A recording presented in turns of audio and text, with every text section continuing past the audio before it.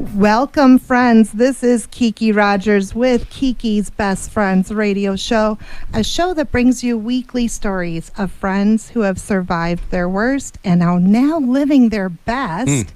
And that you hear my co-host, Pastor John McLean. Yes, ma'am. Welcome, Pastor John. How's your Sunday going? I'm just feel highly blessed and favored, and definitely one of my favorite parts of the week is getting to dance to your intro music. So well done. I love that song. Isn't that great? It's fun. It just everybody in the room just gets jumping around when that song comes on. So well done in choosing that song. And well, it's got great positive energy, and that's what we're really bringing to the table here, isn't it? That's it.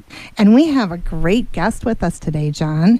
Janine Collini is with us. Welcome, Janine. Hi, it's great to be here. I really appreciate the opportunity. Well, we love having you here. This is quite a treat. For those who don't know Janine is local here to Tucson, not originally, but lives in Tucson now. And Janine is quite the talented and successful artist. If you had the pleasure to visit St. Philip's Church during Christmas and saw their beautiful nativity watercolor that was on their brochures and available for purchase, that was Janine's artwork, was it not? It sure was. In fact, there were 37 pieces throughout that lovely worship bulletin that was commissioned by St. Philip's. Oh, how wonderful. How did you get together with them and get that project going? Well, St. Philip's is my church, and I moved to Tucson in 2018, and I discovered them just literally a few days or a week after I arrived. I went there, and it's a beautiful place. And spinning forward to 2022, Father Robert Hendrickson commissioned me to do that work. He is the head rector there. That's awesome. And he had a vision for having that artwork in a piece that was an evergreen piece, because Christmas Eve is the same every year. And it gets used year after year, and it's awesome. And it's going to be on display there permanently in one of the big conference rooms. So it's thrilling to me. That is quite an accomplishment. That is cool. Yeah, that is cool. And I don't know, the part that I was stuck about, even though that's super awesome that you built that relationship with the church, and so much to have them commission work, because I know, being a student of art history, that's kind of like our greatest artist. That's how it happens. Someone commissions them to do it. But the thing that was stuck in my head is you've been here since 2018. They say it takes 5 years to acclimate to the weather here. Do you feel acclimated? Well, I moved here from Southern California, so it didn't take long. Okay, good. Not as much. Although as I'm going to say this cold we're experiencing, I don't want to acclimate to that. I think you're not alone. That's a new thing. People don't realize that, but 10 years ago here in Tucson, it wasn't like this. It didn't get this cold. This was pretty much like the San Diego, Hawaii people would run away to. So, yeah, I'm not a fan either. Yeah. Well, that could be a whole nother show. Yeah, sorry. Climate change getting sidetracked here. Being an insurance agent by day, talk about the storms of 2023 and weather. It's definitely been all over the place. But we are so blessed in this town to have you, Janine, part of it, and sharing your art with us. Yeah, and I met her, thankfully, at one of your networking events at Top Golf Kiki, and definitely hearing just pieces of Janine's story, much like many artists, like a Picasso of our day. A lot of people don't realize that we have these individuals around us that are just classically trained, spent their whole life, have over 30 years of art experience, and are really just like savants hiding among us. I have I say this because one of my best friends, an artist, a 55-year-old Jewish artist, and like Janine, just once you speak to them, the history just pours out of them like a fountain. So it was definitely a blessing to spend time with her and speak with her. Well, and luckily we get to share that with our guests today. So, Janine, share with us a little bit about how you discovered you wanted to be a designer or an artist by trade. Okay, yeah, it's a story, a path with a pretty straight line, because I am that kid that always used to love drawing, looking at pictures and then sort of imitating them a little bit. And as a child, I was more interested in the pictures and picture books than the story, the writing. I mean, that's part of it. But it just was always something I did. I was always making things with my hands. It was usually drawing and coloring and painting. It wasn't normally craft or three-dimensional. Mm-hmm. Although there was some of that, but I'm really more of a 2D creator, if that makes sense. And when I was very lucky, went to public high school in New York. Mm-hmm. And at the time in the 60s and 70s, we had an abundance of art offered. And my school also offered design classes.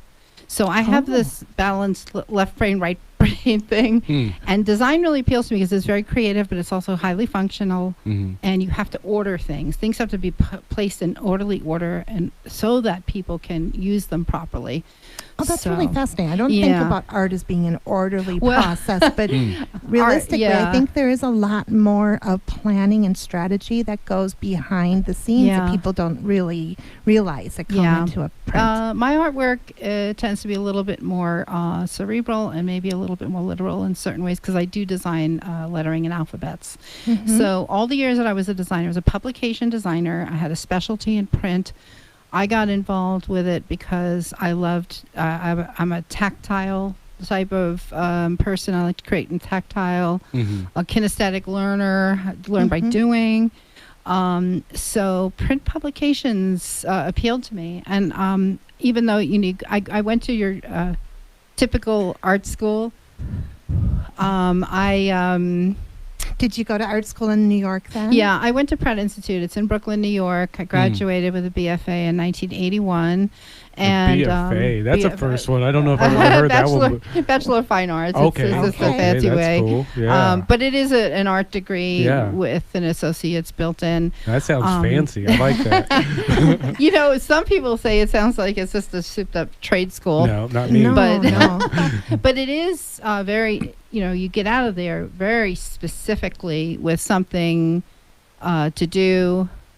To go get a job, basically. It's a very pragmatic education. And so is that what you did? Did you seek out employment elsewhere, or did you seek out your own business with it? No, right away? I worked for so I graduated in New York City. I worked for 3 years in the New York market, and I did very well. I had a good credential. My last job was with a very prestigious design firm called Pentagram Design. I was a lowly junior, so I wasn't going to really go anywhere there, but it ended up on my resume as a calling card, if you will. So on a very whimsical note, I moved out to Los Angeles because I just thought the weather would be really awesome, and it was. Yeah, compared to New York in winters. Oh, yeah. So I always say New York was the perfect place to be raised and to get an art education and to start out. And then I moved to LA. And that's when I started my business after 1 year. And tell us a little bit more about that business. So it was, started out as Janine Collini Design Associates because I worked for corporate clients. My clientele were very large corporate public utilities, hospitals, and universities. I just got right into that. And it was great because it was lucrative and it was, big budgets and big projects allowed me to flex my creative muscles. And that's a pretty cool thing to be able to do. And, it's like any other business. You start out the first 3, 4, 5 years, you struggle. The first 3 years really struggle. But that was the early 80s. That was a very good time to be a designer. It was historically a good time, and then that changed, which we'll talk about later. Well, yeah. Or maybe we'll talk about it now. So you're in LA, and how long were you in LA for? I was in LA for a very long time. I was there for, I think it was 35 years. Okay. And running a successful business. Yeah. But really having noticing fun. that business was starting to change shortly towards the end there. Why was that? So the industry started changing because as the internet inserted itself into the into the mix, print started to diminish in favor of digital media coming in. And although there are still print outlets and there's still print going on, but the pickings got real slim. And I was good at finding the needles in the haystacks, but it was becoming stressful and a bit of a drudge. So having so much success and being as talented as you are and as creative as you are, but also being a very business mindful woman and running your own business as you were, it sounds like you have a lot of resilience then within you to adapt to those changes. Where do you get that resilience from? I think I probably get it from my family of origin. Very hardworking, not afraid, never shirk away, shy away from work. Where I'm different though is there's a stubbornness in me that it's like I'm gonna figure out how to make this work. And you see it through, don't you? But you can see through your part, but you cannot create opportunities where they really don't exist. Okay, so we're going to talk about creating those opportunities when we come back after the break. But before so, I just want to thank Pastor John McLean for being here with me as my co-host today. It's my honor. Well, Absolutely. it is such an honor to be part of the Common Good Media lineup and to kick us off every Sunday with Kiki's Best Friends. The best for first. And I couldn't do it without you and without God, and I'm so grateful for that. But I'm also grateful to our incredible sponsors. So I want to give them a shout out right now. First of all, We Care Tucson. We Care Tucson provides both medical supplies and technology to people who otherwise may not be able to afford it. So if you have any computer devices or medical devices, or especially if you have any incontinence supplies, they are in desperate need for those at We Care Tucson. And we want to thank Sarah Sodders Luxury Real Estate, specializing in the Oro Valley region with the Oro Valley Homeowner Magazine, and soon to come the Tucson Home Magazine as well. And Kiki Rogers Country Financial Insurance, of course. We wouldn't be here without our sponsors and without Common Good Media lineup. So thank you to all of them. Thank you to Janine Collini for being here. After the break, we'll come back and hear more about how Janine had transitioned from feeling that stress to actually being able to move forward with the change in her career. And I'm excited to hear it. And also, we want to invite you, if you want to talk with us, call 520-790-2040 to ask Janine questions. Ask us questions. Be part of the conversation. Oh, that's wonderful. Thank you, Pastor John, for suggesting that. We're going to go into the break now, and when we come back, hopefully we'll have a caller, or we can hear more about Janine's story. And welcome back, friends. This is Kiki with Kiki's Best Friends radio show, a show that brings you weekly stories of people who have survived their worst and are now living their best. And we have one of my best guests ever on today, Janine Collini, local artist extraordinaire. And Janine was just sharing about how when she was running her business in LA and noticing technology coming in, she was noticing maybe needing a change in her career. Is that correct? Absolutely, yeah. And I don't want to villainize technology, because technology has enabled a lot of things for me. Of course. But it did kind of crush that print publication, media type of work. And it was one of those things. I would have been quite happy to coast along and continue designing books and reports and all that stuff on paper, and but it wasn't meant to be. Well, I think we should take a moment to recognize some of your work that has been very popular, especially for those like myself. I was a young lady in the 90s, and I remember almost all of my friends, when they started having children, had these amazing posters that were these animal alphabets. And that was your work that got very popular in that time. Is that correct? Yeah. Yes. I have the Story of Ada Zoo, which is the title of the animal alphabet, which is made into a multitude of things, an alphabet print, cards, custom names, you name it. There's a whole bunch of stuff. But I created that in art school. I created it, finished it in 1981. It was my senior project at Pratt. Wow. And on graduation day, the school asked me to license some of the letters for their incoming admissions handbooks. I literally delivered it on graduation day. And the woman that commissioned me to do that, Marie Avona, lives in Brooklyn, and we are still in touch regularly. Cool. It's real nice to have her friendship. And if you haven't seen that print in person yourself, you may have seen it even on some popular TV and movies at the time. It was used in the background. Yeah, it's been around since 81. It's been on sale. It did find its way onto a set of the TV show Dynasty. It was probably in the baby nursery, and then it was in this movie 3 Men and a Baby, which I never saw. It was also a piece of it original work that I recreated of those letters ended up in the collection of the actor Jimmy Stewart. Nice. Because wow. he used to be a very active member of the Greater Los Angeles Zoo Association board, a real animal lover. That's Oh, cool. okay. Yeah, so it's found its way into some really nice Nice. places. So- Make me happy. So what inspires your creativity? I don't know. I mean, okay, I have no idea where this comes from, but I told you I like to draw. I particularly enjoy doodling and drawing letters. I have no idea where that comes Letters. but it's something I'm slightly Like obsessed different with. fonts or like Not really. Block letters that I can then create into animals. I have another one that's, of Interesting. course, a cactus. okay. Oh, And I yeah. have 2 more in the works. That's cool. Yeah, it's a little bizarre, but people, from a marketing business perspective, people love to see their name personalized. And when you see a child's name or an adult's name, anyone's name in those letters, people get real excited. They want one for themselves. Well, before we get a little bit more into the heart of rediscovering your passion and making those changes, if someone wants to see your artwork, wants to order one of these prints, these are great gifts for babies being born to do their name in the letters. It's really awesome option that you have, as well as the cacti and other things coming. How can people find your shop online? Yeah, easy to find. 4 letters. I changed my name to Janine Collini Design Art, but I've Okay. always been jcda.com. 4 letters. That's jcda.com. Just like the radio station, 4 letters. That's Nice. perfect. Except mine doesn't start with a K. And it's easy to remember. I'm on Instagram, just my first and last name.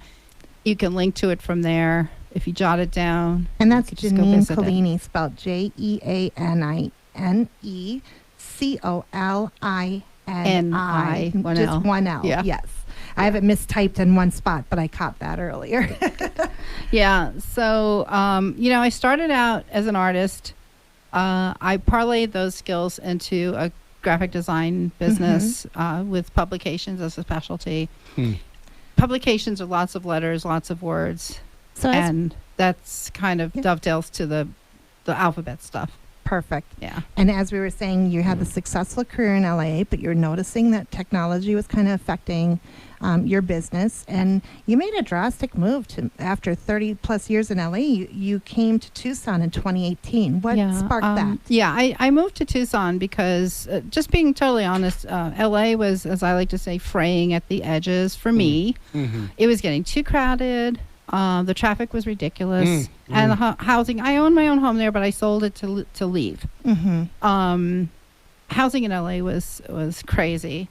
So I decided, in terms of cost, it's a sheer cost financial thing. And I discovered Tucson, and I decided, because Tucson has a strong arts community, it made sense to come here where I could live a nicer lifestyle. Frankly, I mean, LA is a place that I enjoyed while I was there, but now I enjoy being here. Okay. Yeah, even though it's changing. I'm sure even since 2018, since you've been here, you're seeing, like, ever since COVID, there's the things are changing. That traffic is from up where I live in the Northwest to here. It takes a little bit longer. Yeah, I've noticed that. We get a break in the summer when all the snowbirds are back east, but it's okay. I kind of like both. I'm a big city girl, so I'm okay with that, actually. But Yeah. honestly, I think coming from a big city, or myself coming from the Twin Cities, which is a very different kind of physical and cultural structure in Minnesota than it is in greater Tucson area, I think we come to appreciate the small town that Tucson still has about it. Yeah, there's Yeah. more of an ease of getting around. And I appreciate that a lot. So, the thing that triggered, if that's the right word, my design business into a full-on art business was COVID. Okay. So you moved here 2018, just 2 years later, COVID hit. Yeah. And you were focused more on the design and on the business of things, and you decided you wanted to shift your focus more into the art. Is that how that developed? It was a decision that was forced upon me, and I don't mean that in a bad way. Sometimes we're struggling to make a change, and for some reason we keep banging into the wall. But when COVID hit and all my brick and mortar clients closed down, what choice did I have? I honestly did not know how I was going to survive. It was really that was hard. Did you feel like that was kind of your worst moment then? Or one of them? One of them, because the other worst moment was when it became clear that my design business was not going to be able to function in the way it was. And I also knew I did not want to become a digital media designer. That's not me. So you said you go to St. Philip's Church. You're a Christian woman. You have faith. We know that we have to humble ourselves before God. But being a creative as you are and being as talented and as gifted as you are, how do you tap into your spirituality to remain that humbleness and that servitude? That's a good question. Heart that I see in you. I try to. Let's see. How can I describe? I do believe in my heart that I am meant to be in the arts and to make my living that way and to enjoy providing whimsical art to people so they can enjoy it.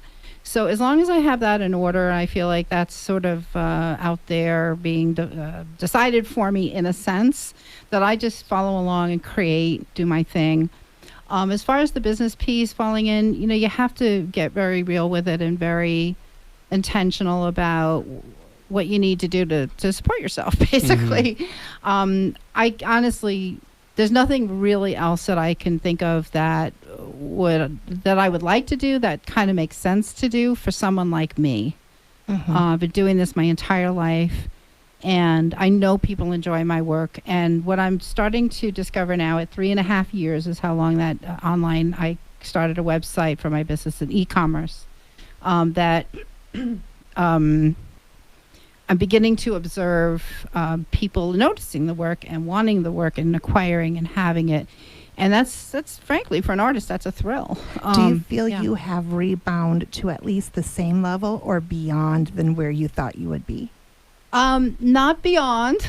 Still working on it? It's new territory. So I think I'm basically where I ought to be at this point. I'd like to obviously push it along a little further, but it's new territory. But I have a lot of hope for it. Okay, great. And then just as we wrap things up here, we're coming down to our last minute. Janine, for someone else who is in a similar position, whether you're an artist or if you are a tradesman or even just a business person, and you feel like you want to make a change in your career, what advice and guidance do you give to them? So no matter what it is that you're interested in that kind of gives you a kick, really pay attention to that. And be honest about who it is you are and what you want to do with your life, because you will have a measure of success if you do that. If you try to live someone else's dream or just try to say, no, I can't do that, it's not practical, you might run into some problems. That's really, really great advice. Again, we are here with Janine Colini, JeaninneColine. If you look her up online, Instagram, or her website is jcda.com. Thank you so much for being with us today, Janine. Thank you, both of you. I really appreciate the opportunity to be here. This is Kiki's Best Friends, a show that's about surviving your worst and now living your best. We wouldn't be here without our sponsors. Thank you to We Care Tucson, Sarah Sauter's Luxury Real Estate, and Kiki Rogers with Country Financial Insurance. Thank you, Pastor John McLean and the Common Good Media. We will talk to you next week. Be the best you can be, because no one else can do it better than you.